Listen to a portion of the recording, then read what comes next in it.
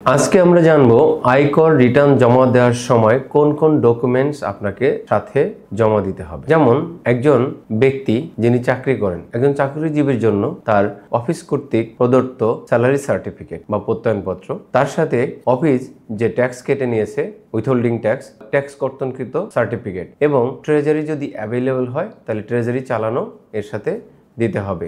একজন ব্যক্তি শুধু স্যালারি থেকে ইনকাম হয় না, তার কিছু ডিপোজিট থাকতে পারে, যেমন ব্যাংক ডিপোজিট থাকলে ব্যাংকের ডিপোজিটের উপরে যে ইন্টারেস্ট ইনকাম হয় বা মুনাফা, কোনো কোনো ক্ষেত্রে ইসলামী ব্যাংকগুলোর ক্ষেত্রে যেটাকে বলা হয় প্রফিট বা মুনাফা, এক্ষেত্রে ব্যাংক কর্তৃক কর্তনকৃত টিডিএস সার্টিফিকেট অথবা ব্যাংক স্টেটমেন্টে উল্লেখিত জায়গায় আমাদেরকে মার্ক করে দিতে হয় এবং ক্যালকুলেশন শিট দিতে হয়। এর সাথেও একজন ব্যক্তির আরও অন্যান্য সোর্স থেকে ইনকাম থাকে, সেই সোর্স থেকে ইনকামের উৎসে কর অথবা ডিটেলসও ক্যালকুলেশনে আনতে হয়। তো আজকে এতটুকুই।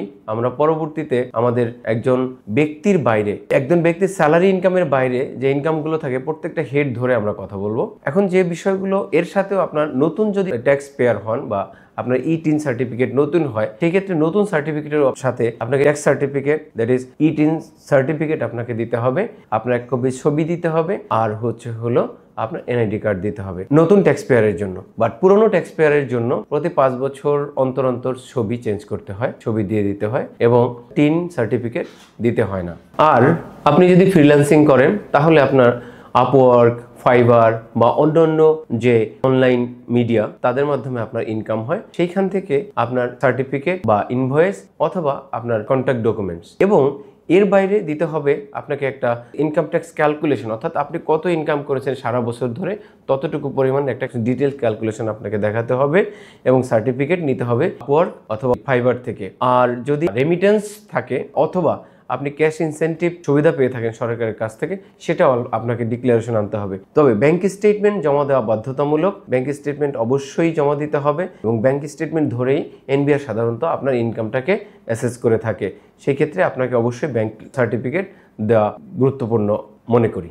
আপনার যদি শেয়ার ইনভেস্টমেন্ট থাকে, ব্যাংক ডিপোজিট থাকে, সঞ্চয়পত্র থাকে অথবা ট্রেজারি বিলে করা থাকে অথবা বন্ডে ইনভেস্টমেন্ট থাকে, তাহলে স্ব ক্ষেত্রে প্রত্যেক প্রতিষ্ঠান থেকে আপনাকে টিডিএস সার্টিফিকেট নিয়ে আসতে হবে, দ্যাট ইজ উৎসে কর সার্টিফিকেট, এবং কতটুকু ডিভিডেন্ড পেয়েছেন সেটারও হিসাব আপনাকে গ্রস আপ করে দিতে হবে। সাধারণত ব্যাংকে আপনার নিট অ্যামাউন্টটুকু ঢুকে, কিন্তু আমাদেরকে ওটা গ্রস আপ করে, অর্থাৎ ব্যক্তি হলে দেখবেন যে আপনার সঞ্চয়পত্রের উপরে 5% অথবা 10% ট্যাক্স কেটে রাখে। তাহলে 10% ট্যাক্স, ধরেন 100 টাকা ট্যাক্স ইনকাম হলো, 90 টাকা আপনাকে ব্যাংকে অ্যাকাউন্টে ট্রান্সফার করলো। এই 90 টাকা না, আপনাকে ইনকাম হিসেবে দেখাতে হবে 100 টাকা, আর সোর্স ট্যাক্স যে কেটে নিয়েছে 10 টাকা, এই 10 টাকার হিসাব আপনাকে নিয়ে আসতে হবে উৎসে কর সার্টিফিকেট হিসেবে বা টিডিএস সার্টিফিকেট হিসেবে। এর বাইরে যদি আপনার ব্যাংক ডিপোজিট থাকে, ব্যাংকের এফডিআর অথবা মান্থলি ডিপোজিট, সেভিংস ডিপোজিট, সেই ক্ষেত্রেও আপনাকে ব্যাংক থেকে একটা উইথহোল্ডিং ট্যাক্সের সার্টিফিকেট নিয়ে আসতে হবে এবং এইটাও আপনার রিটার্ন ফাইলের সাথে সংযুক্ত করতে হবে।